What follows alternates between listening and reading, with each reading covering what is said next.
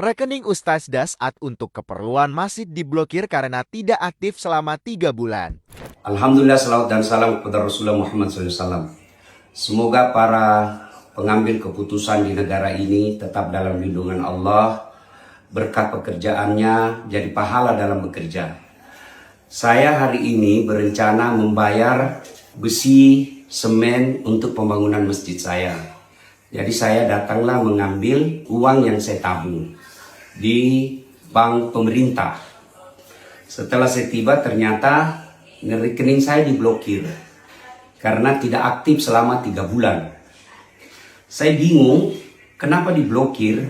Alasannya katanya supaya menghindari hal-hal negatif.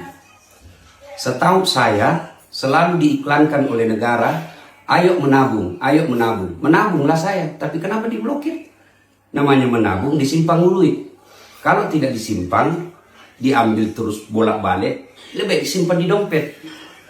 Namanya kita diajak menabung, ya kita simpanlah. Kenapa setelah saya simpan malah diblokir? Dan duit saya ini tidak banyak.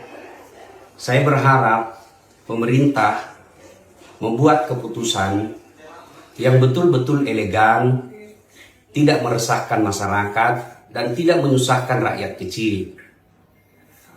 Saya berharap apapun kebijakan itu selalu berarah pada kemaslahatan umat.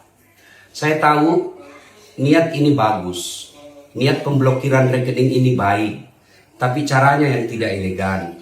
Apa gunanya kalian yang sekolah tinggi-tinggi ke luar negeri, digaji oleh negara, yang bekerja mengelola keuangan masyarakat, lalu uang masyarakat ini, kebijakan ini justru melahirkan keresahan dan menyusahkan masyarakat.